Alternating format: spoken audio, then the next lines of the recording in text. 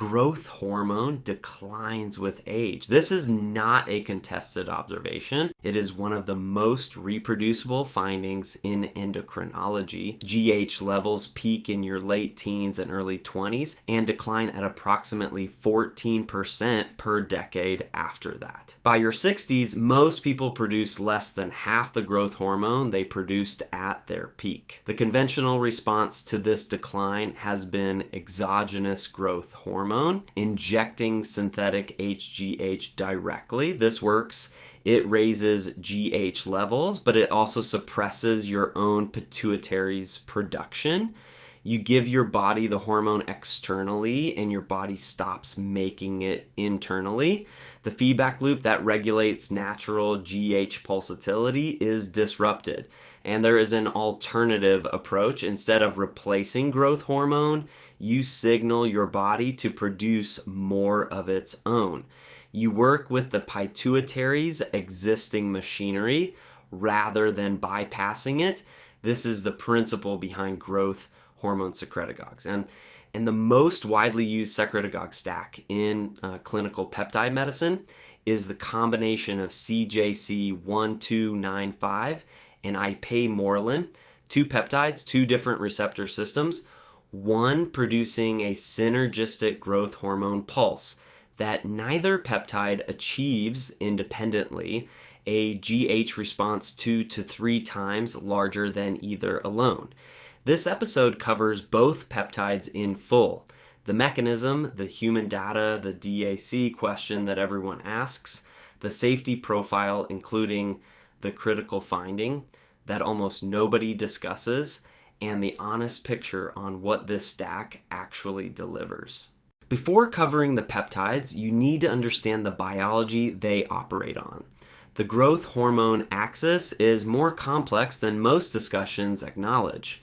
Growth hormone is produced by somatotroph cells in the anterior pituitary gland, but the pituitary does not decide independently when to release it. It receives two primary signals from the hypothalamus. Signal 1, GHRH, growth hormone releasing hormone. This signal tells the pituitary to increase the amplitude of GH pulses to release more growth hormone each time a pulse fires. Signal 2, somatostatin, the opposing signal. Somatostatin inhibits GH release. It is the brake. When somatostatin is active, the pituitary releases less GH regardless of what GHRH is doing. There is also a third pathway. The ghrelin receptor, formerly called GHS-R1A, the growth hormone secretagogue receptor, type 1A. This receptor is activated by ghrelin, the hunger hormone produced primarily by the stomach. When activated, it triggers a separate cascade that also stimulates GH release. And critically, it suppresses somatostatin's inhibitory effect. So the pituitary's GH output is determined by the balance of three forces: GHRH pushing up, somatostatin pushing down, and the ghrelin receptor both pushing up and reducing the inhibitory brake. This architecture is why the CJC-1295 and Ipamorelin combination is pharmacologically elegant. CJC-1295 activates the GHRH receptor, amplifying the signal to release GH. Ipamorelin activates the ghrelin receptor, triggering GH release directly while simultaneously reducing somatostatin's suppressive effect. One raises the floor, the other sharpens the peaks, and when they fire together, the pituitary responds with a GH pulse substantially larger than either could produce alone. CJC-1295 is a synthetic analog of GHRH, growth hormone releasing hormone.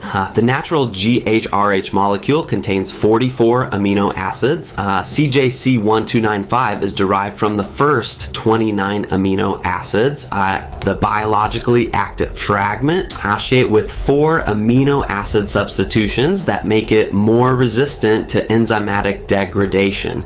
The natural GHRH GHRH molecule has a very short half-life in circulation, approximately 7 minutes. It is rapidly degraded by an enzyme called dipeptidyl peptidase 4 or DPP4.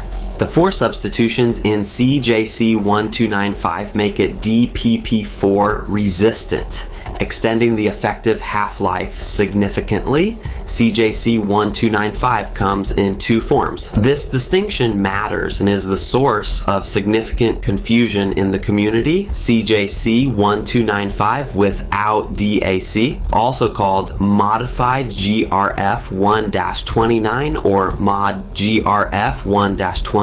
Half-life of approximately 30 minutes, used for pulse match dosing, taken immediately before sleep to amplify the natural nocturnal GH pulse. CJC-1295 with DAC. DAC stands for Drug Affinity Complex, a technology that allows the peptide to bind to serum albumin in the blood. This dramatically extends the half-life to approximately 6 to 8 days. A single injection maintains elevated GH and IGF-1 levels for over a week. The Teichman 2006 study, which was the most important CJC-1295 human trial, demonstrated that a single subcutaneous injection of CJC-1295 with DAC produced a 2 to 10-fold increase in GH levels sustained for up to 6 days, with IGF-1 elevated for 9 to 11 days in healthy adult volunteers. Which form to use is not a trivial question. The no-DAC version produces a physiological pulse that mimics natural GH secretion patterns. The DAC version produces a sustained elevation that is less physiological but more convenient. The community uses both. The clinical argument favors no-DAC for mimicking natural pulsatility. The convenience argument favors DAC for twice-weekly dosing. Ipamorelin is a pentapeptide, 5 amino acids. Its sequence is AIB-HIS-D-2-NAL-D-PHE-LYS-NH2. Molecular weight 711.87 Daltons. Half-life approximately 2 hours. It was developed by Novo Nordisk in the late 1990s as a highly selective GHS-R1 agonist, a compound that activates the ghrelin receptor. The 1998 Rowan paper in the European Journal of Endocrinology is the foundational publication. Ipamorelin achieved equivalent GH release to the older GHRP6 compound while producing dramatically fewer side effects.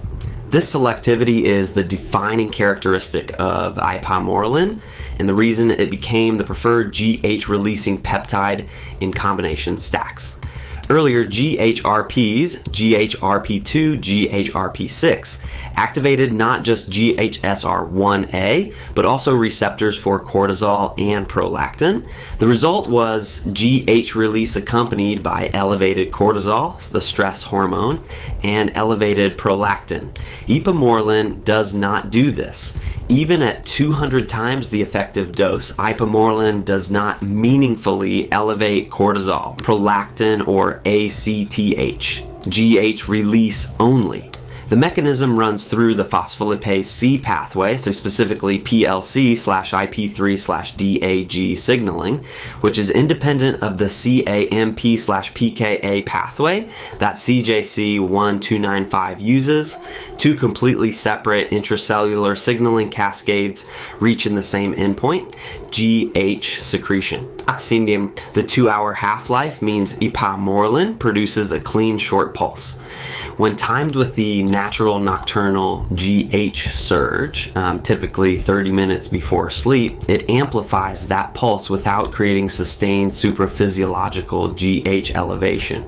The synergy between CJC-1295 and Ipamorelin is the most pharmacologically well-supported aspect of this stack. It is not marketing language. It is documented receptor biology. The GHRH pathway, marking which CJC-1295 activates, increases the amplitude of GH pulses.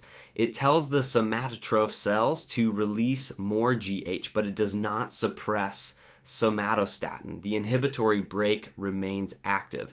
The ghrelin receptor pathway, which Ipamorelin activates, triggers GH release through a completely different intracellular cascade, but it also suppresses somatostatin's inhibitory effect. The brake is released. When both pathways are activated simultaneously, three things happen. The somatotrophs are receiving a strong GHRH signal to release GH. The intracellular calcium and PKC cascades from ghrelin receptor activation are independently driving GH secretion, and somatostatin's inhibitory brake is partially suppressed. The combined effect is a GH pulse that is substantially larger than the sum of each peptide's individual effect. This is what supra-additive means. Not 2 times 2 equals 4, 2 times 2 equals 6. The Yin 2014 study directly demonstrated this supra-additive effect with GHRH and GHRP co-administration. Multiple earlier studies on GHRH plus GHRP combinations consistently show the same phenomenon. This is the mechanistic basis for the combination. It is not theoretical. The receptor biology that underlies it is textbook endocrinology.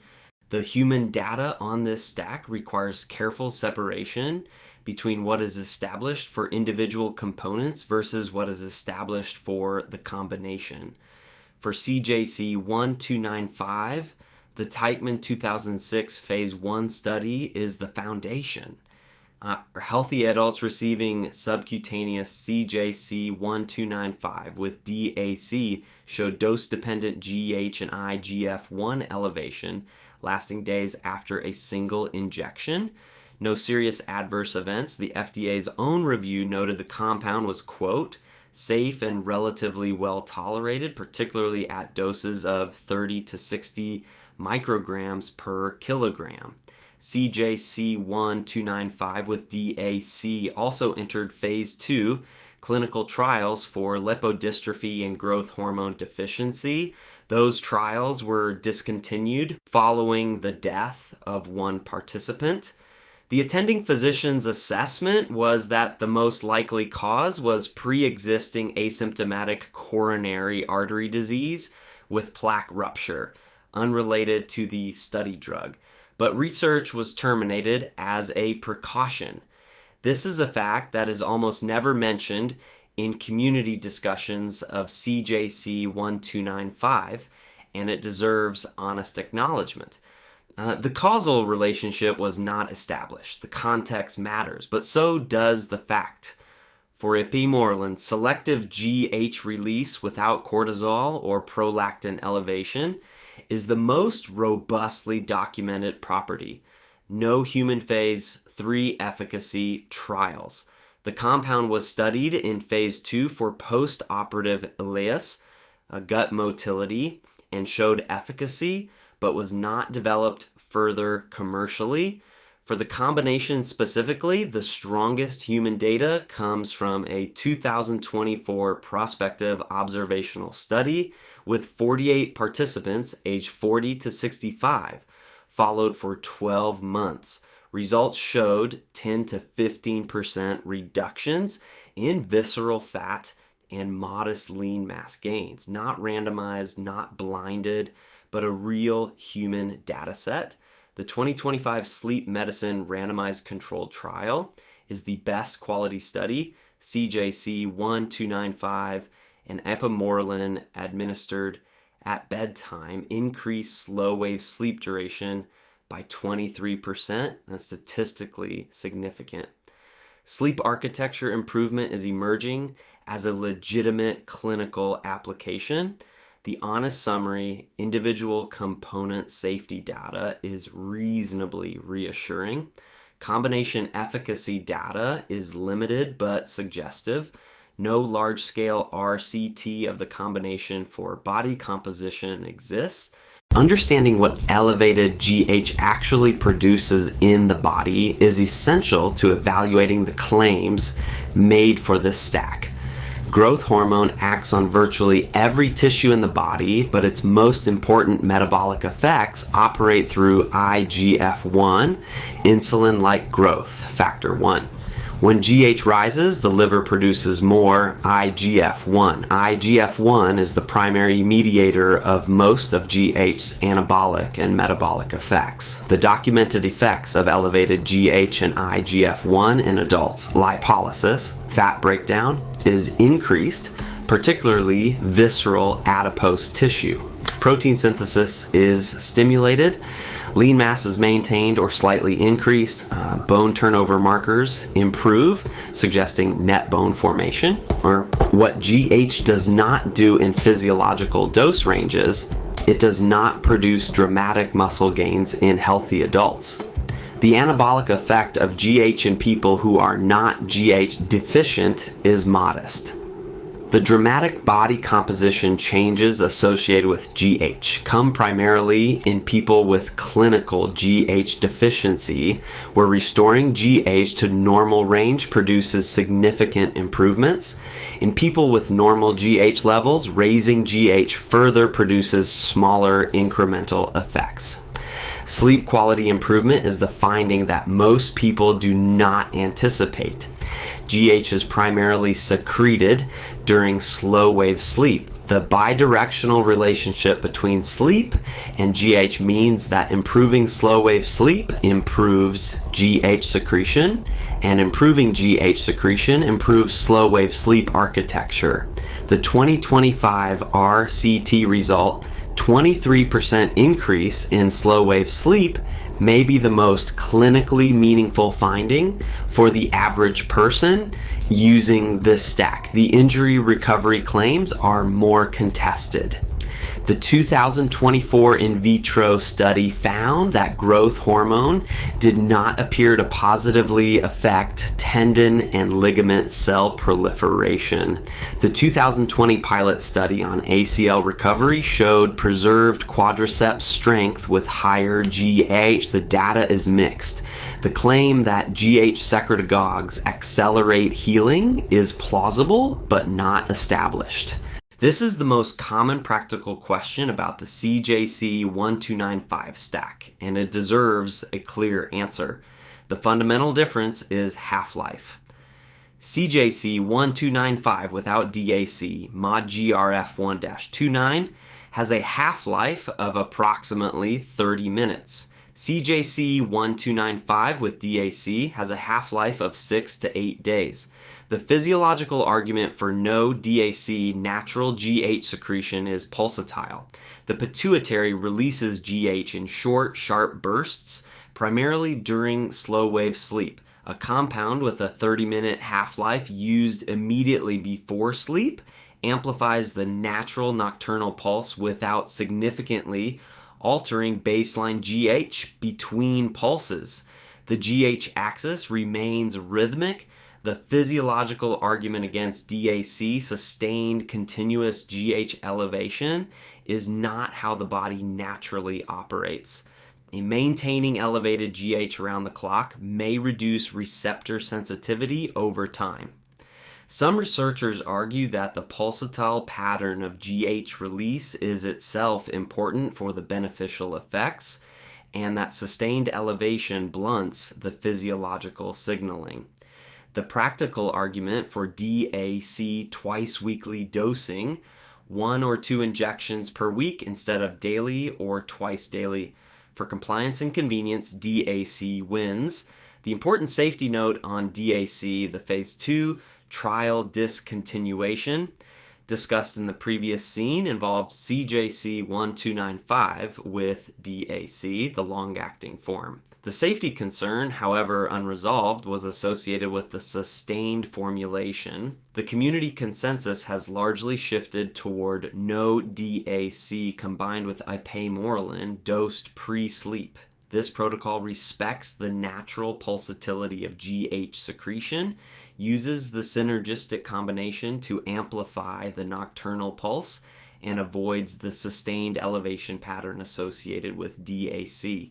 Community protocols for CJC-1295 and Ipamorelin are relatively consistent and derive from the pharmacology of both compounds. The standard protocol uses CJC-1295 without DAC, MADI GRF1-29, combined with Ipamorelin, both administered subcutaneously.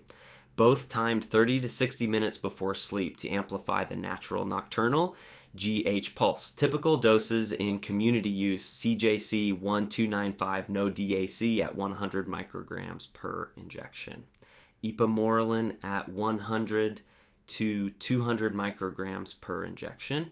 Some protocols use 300 micrograms of Ipamorelin for a stronger response. Frequency: daily, 5 days on, 2 days off, or 3 times weekly.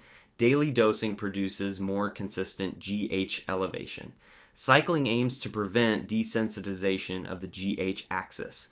Duration: most protocols run 8 to 12 weeks before a break of 4 to 8 weeks. Long-term continuous use risks: pituitary desensitization. The pituitary becomes less responsive to repeated stimulation. Important contraindications: active cancer or cancer history is a significant concern. GH and IGF-1 promote cellular proliferation. Elevating them in someone with undetected malignancy is a theoretical concern that has not been definitively resolved in humans, but is taken seriously enough that oncology history is a standard contraindication in clinical practice. Diabetes and insulin resistance require monitoring. GH reduces insulin sensitivity. People with pre-existing glucose metabolism issues should monitor blood glucose. These protocols are not evidence-based in the sense of being derived from published human trials. They are extrapolated from the pharmacology and community experience. Both CJC-1295 and Ipamorelin are on the FDA's Category 2 bulk drug substance list, the same classification as BPC 157 and TB 500. They cannot be legally compounded by 503A or 503B pharmacies in the United States. The FDA's concerns, documented in their nomination documents for both compounds, include insufficient data on long-term safety, potential for abuse, manufacturing quality concerns for compounded preparations, and the theoretical cancer risk associated with sustained IGF-1 elevation. The 2024 FDA docket FDA-2024-N-4777 specifically addresses CJC-1295, modified GRF1-29. The 2024 docket FDA-2024-N-4188 addresses Ipamorelin. Both are publicly available and worth reading if you want the primary source. The consequence: these compounds are not legally available through U.S. compounding pharmacies. They are available as research peptides through overseas suppliers operating in a gray market. Quality varies, purity verification matters. HPLC verified sources with published certificates of analysis are the standard the serious community uses. WADA prohibits both compounds. Any athlete subject to anti-doping testing who uses them is at risk. The FDA's concerns are not irrational. Sustained IGF-1 elevation does raise theoretical cancer risk. The phase 2 CJC-1295 trial discontinuation was not nothing, even if the causal relationship was not established. The population using CJC-1295 and Ipamorelin is different from the injury recovery population using the Wolverine stack or the longevity researchers using MOTSC. The primary user profile, men and women aged 35 to 60 who are experiencing the normal age-related GH decline and are seeking to partially restore the body composition and recovery characteristics of their younger physiology. Secondary profile, athletes and serious fitness practitioners who believe, with some evidence basis, that improved sleep quality, faster recovery, and modestly improved body composition will enhance performance and reduce injury time. The appeal is specific and rational. Unlike exogenous GH, which suppresses natural production and carries a more significant side effect profile, secretagogues work with the existing pituitary machinery. The risk profile is perceived as more acceptable. The cost is also significantly lower than pharmaceutical grade HGH. The honest picture, most people using this stack are doing so based on the documented receptor pharmacology, the limited but positive human observational data, and the track record of clinical peptide practices that have been prescribing secretagogue combinations for over a decade.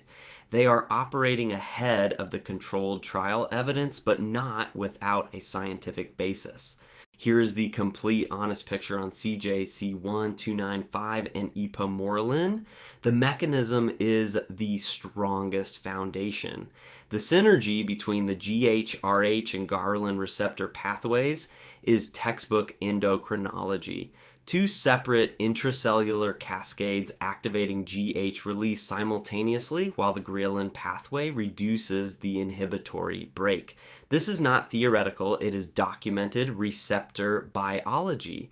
The individual component data is reassuring in its safety signals and limited in its efficacy scope. CJC-1295. Phase 1 data well tolerated. The Phase 2 discontinuation is a fact that deserves acknowledgement without overinterpretation. Ipamorelin, cleanest selectivity profile of any GHRP class peptide, no cortisol, no prolactin. The combination data is limited but suggestive. The 2024 observational study and the 2025 Sleep Medicine RCT are the best human data available. Body composition improvements are modest and consistent. Sleep architecture improvement of 23% is clinically meaningful. What this stack is not, it is not a dramatic physique transformation tool. GH secretagogues do not produce the body composition changes of exogenous GH at pharmacological doses, and they certainly do not produce the changes of anabolic steroids. Anyone selling this stack with dramatic before and after photos is selling expectation management rather than pharmacology. What it may be, a rational intervention for age-related GH decline that works with your own physiology rather than replacing it with a reasonable safety profile, modest documented benefits, and meaningful sleep improvement. Both things are true. The mechanism is sound. The RCT evidence is thin. Subscribe to Peptide Decoded. New episode every Tuesday. Drop a comment.